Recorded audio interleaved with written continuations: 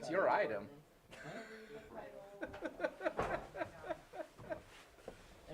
It's your fault.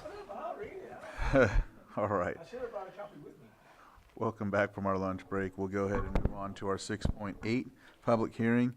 Adopt ordinance amending Chapter 5 of the Lake County Code and adopting by reference the 2025 California Building Standards Code, known as the California Code of Regulations. Title 24. Do I read through it, Lloyd? Okay.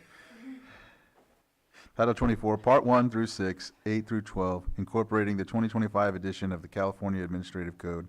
Title 24, Part 1, the 2025 edition of the California Building Code. Title 24, Part 2, the 2025 edition of the California Residential Code. Title 24, Part 2.5, the 2025 edition of the California Electrical Code. Title 24, Part 3, the 2025 edition of the California Mechanical Code. Title 24, Part 4, 2025 edition of the California Plumbing Code. Title 24, Part 5, the 2025 edition of the California Historical Building Code. Title 24, Part 8, the 2025 edition of the California Fire Code. Title 24, Part 9, the 2025 edition of the California Existing Building Code.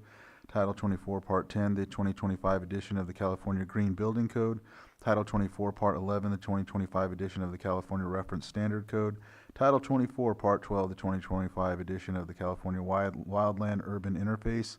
Title 24, Part 7, the 2024 edition of the International Property Maintenance Code. Community Development Director, Ray Turner. Thank you, Mireya Turner, Community Development Director. I am more than happy to turn this over to Chief Building Official Jack Smalley. So a yes vote on all, right? I don't know if you guys have any questions. I'll be more than happy to answer them for you. I have one. Yeah, just so we're clear, this is a regular update of the state codes that happens every 3 years. This year, there is Part 7, which is the Wildland Urban Interface that has been printed in its own version in Part 7. Those codes actually came from the existing residential code and the building code 7A. So they're really not new. There are some updates to them, but it's in its own book now. And these codes are set to go into effect January 1st. So no matter how it goes here, this is state law. It has to. We have to enforce them. I realize it's state law, and it's not like we can really say no. I just was wondering if it's going to cause insurances to go up, or if it's going to make anything more difficult, or have any other financial burdens on anybody. Well, with any California regulation that changes, all those scenarios are possible. But I do have to say, with the new WUI code, it is a little bit stricter than the two versions of the other codes. And if those are followed, and if Zone 0 comes out, then fire insurance could possibly be substantially smaller for the fire insurance.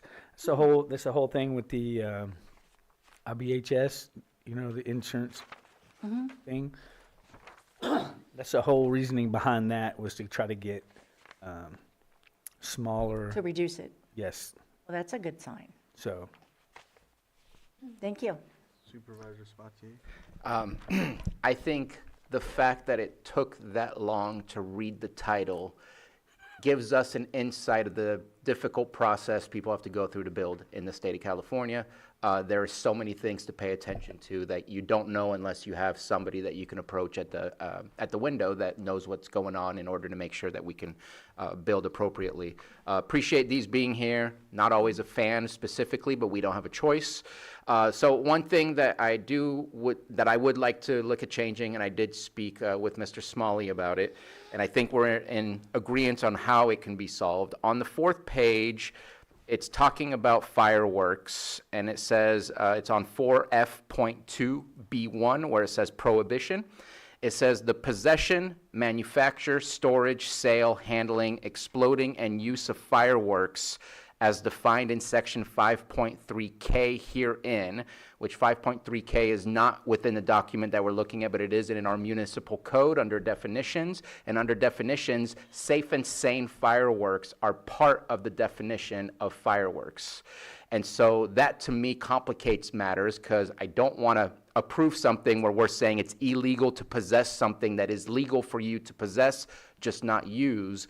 And so I've talked to Mr. Guintavano as well. I would love to say as defined in, and put the state code where it does kind of decipher what is safe and sane and what is not safe and sane, because I don't want to, again, put somebody, say yes to a rule that now basically states that, oh, don't worry, we're going to ignore the rule because you're allowed to have safe and sane, but we just made a rule that says that you're not. So I just would like to see if we can do the right thing, which is the state code, rather than our own definition that may have been from prior to 2022. I don't know when the last time was that we changed the definition of fireworks. And I don't know when that definition was changed either. And safe and sane is only mentioned 3 times in the current and the new fire code. But I agree with you, Bruno. There does need to be a definition in the 1.4G and the 1.3G, because Which is the state fire code 1.3 and 1.4. yeah, 1.4G class fireworks are the safe and sane, the sparklers, the things like that. So, and if you look at it, there's not much difference in the wording of both of them. So, putting that 1.4G, I think, in there somewhere, as the safe and sane fireworks, would be important to me. And would your suggestion be that where it says except for the following, that then it would state Yes. which one would be the exception to the rule? Yes. Because I also struggle with that because it says handling and exploding, and we know that it's, anyways, I just wanted to bring it up. It's Yeah. conflicting, and I would like to see if there's a way to deal with the conflict. My last comment, and it doesn't have to change today, but I do know that times are hard. We do want to try and make things as easy for businesses to start.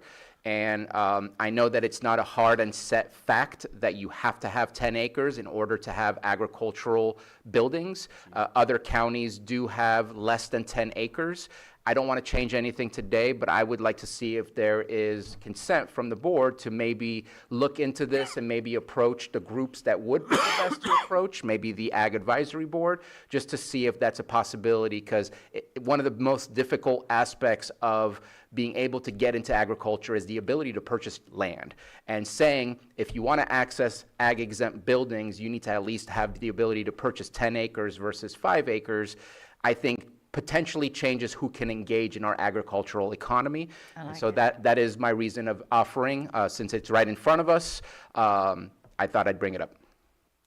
I like it. If there is board consensus, I would recommend making that a piece of the discussion when the board considers the agricultural element for the Lake County 2050 update later in 2026. I am perfectly fine with that. That's fine. All right. Right. Did you have something? Anyone? I'll open it up for public comment.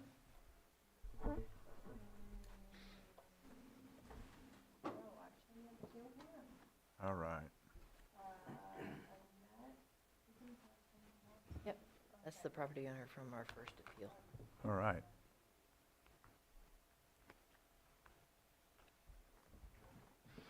I came in for something else. I'm not sure. I was supposed to have been here at 11, and I think I kind of missed the boat, and you guys were talking about something completely different. Yes. So, So, yes, ma'am. I We're am on 6.8. That item was earlier. Yes, Follow so up I with the guess I need to community call that number to see where I stand, huh?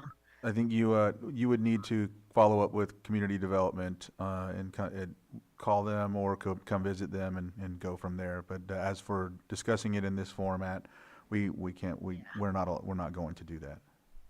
I get that. Okay. All right. Goodbye. Good luck, you all. Thank you.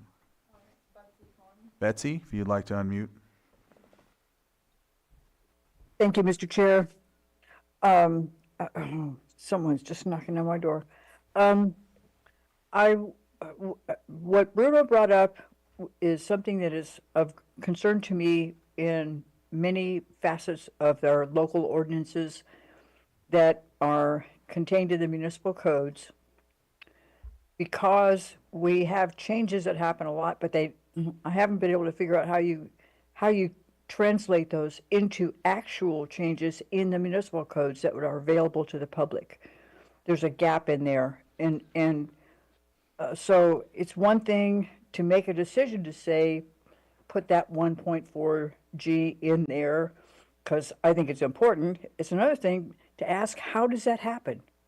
When does that happen? Who's in charge of making that happen? Because the public goes to those municipal codes, not to reports on the Board of Supervisors to find out what the rules are.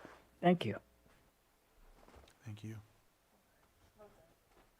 Go ahead, well, I'm going to close public comment. Supervisor Sabatier. Yeah, I believe we have gotten better at our process of updating the municipal code within the website that shows the municipal code. I'm wondering if you can describe maybe the potential timeline for when those get updated, if there are changes that we're being asked to approve.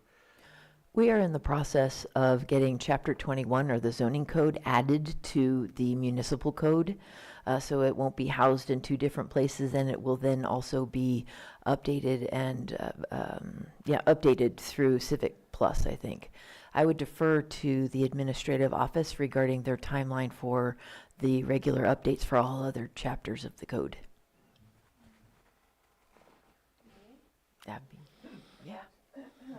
Sends the recent ordinances out actually this week to be codified with Civic Plus. It used to be done by MuniCode, but now it's done by Civic Plus. I think we do them twice a year. I'm not sure about the billing, but it's usually twice a year. I lump all of them, and they do a supplemental run, and then they upload them all, if that helps anybody. Thank you. All right, with that, we're at, someone needs to offer the ordinance, I think. Right, Lloyd, am I wrong? Wondering if I can get comments back from the board on their thoughts of the conflict right now, where it basically says it's illegal to possess Safe and Sane, which we know Lakeport sells Safe and Sane. Just kind of curious if we're looking to amend that and fix it, or if we choose to ignore it. I'd like to amend it. Can I have another question on that, just so I understand? Because Lakeport does sell Safe and Sane. They're only legal to possess inside the city limits during the first 4 days of July. Is it possession or It's possession, like if you're caught with them outside of July 4th, anything other than the 1st through the 4th, then it's illegal. That's my understanding. When does the stands open up to sell them? July 1st. July At 1st. 9 a.m. and it closes on July 4th. I'd have to go back and look at the ordinance, but that's my recollection of it, that you can't, it's not legal to possess after that day. So is that what you were thinking of the Lakeport ordinance? or- I was just thinking that I think the state of California has rules on what is allowable for fireworks. Certain cities have banned fireworks, certain cities and counties have chosen to allow them based on California law. I don't think it's illegal, and this is where county council needs to come in. I don't think it's illegal to possess, it's illegal to use in certain areas due to the fire threat.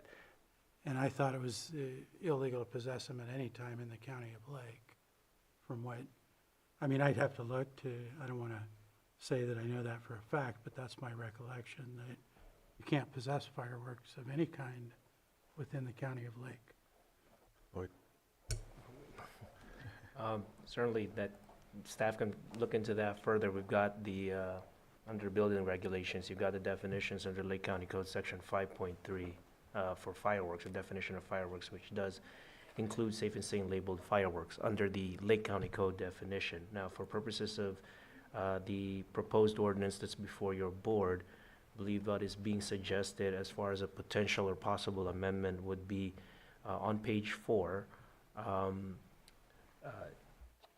under the subheading or subsection 4F.2B1, the clause that states as defined in section 5.3K, which I think references the Lake County Code. The proposed amendment would be to change that to state as defined in the California Fire Code, which may make it consistent. And that's for further clarification for your board. Go ahead. So, and maybe I was incorrect, and what Vice Chair is saying is correct. Maybe that was the intention of past boards, was to say it is illegal to possess any, which is still slightly awkward to me, because anyways. And I maybe ask for a follow-up from County Council to look it up and see if what was the past intentions, just to see where we're starting from. And then go from there once we figure that out, because maybe I was incorrect and you were correct, Vice Chair, that was the case. And either way, I think it would make sense to have it confirmed. I'd feel more comfortable. But if you're correct, then I'd be fine with it. So we need clarification on what our current law is. I'm sure Lakeport wants everybody, no matter where they are, to come and buy their fireworks, though. And use them only there.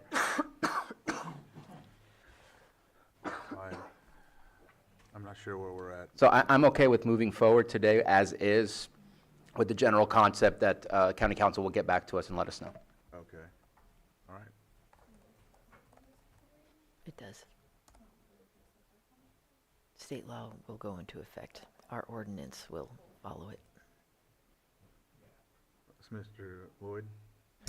Thank you, Mr. Chair. So it would consist of two motions.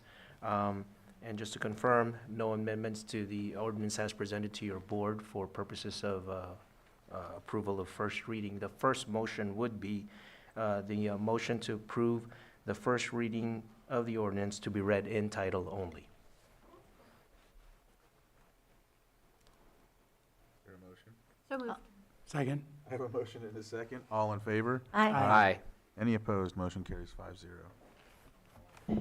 An ordinance amending Chapter 5 of the Lake County Code and adopting by reference the 2025 California Building Standards Code, known as the California Code of Regulations, Title 24, Parts 1 through 6, 8 through 12, incorporating the 2025 edition of the California Administrative Code, Title 24, Part 1, the 2025 edition of the California Building Code, Title 24, Part 2, the 2025 edition of the California Residential Code, Title 24, Part 2.5. I think I'm on this line. The 2025 edition of the California Electrical Code, Title 24, Part 3. The 2025 edition of the California Mechanical Code, Title 24, Part 4. The 2025 edition of the California Plumbing Code, Title 24, Part 5. The 2025 edition of the California Energy Code, Title 24, Part 6. The 2025 edition of the California Historical Building Code, Title 24, Part 8. The 2025 edition of the California Fire Code, Title 24, Part 9. The 2025 edition of the California Existing Building Code, Title 24, Part 10. The 2025 edition of the California Green Building Code, Title 24, Part 11. The 2025 edition of the California Reference Standards Code, Title 24, Part 12. The 2025 edition of the California Wildland Urban Interface, Title 24, Part 7. And the 2024 edition of the International Property Maintenance Code. Hopefully I got them all. Yes. Good job. Lloyd? Thank you, Mr. Chair. So the second motion would be a motion to approve that the draft ordinance be advanced to the next Board of Supervisors meeting for consideration and possible adoption. So moved. Second. I have a motion and a second. All in favor? Aye. Any opposed? That motion carries 5-0. Thank you very much. Thank you. Thank you. All right. With that, I think it's now closed session time. I'll start reading those off.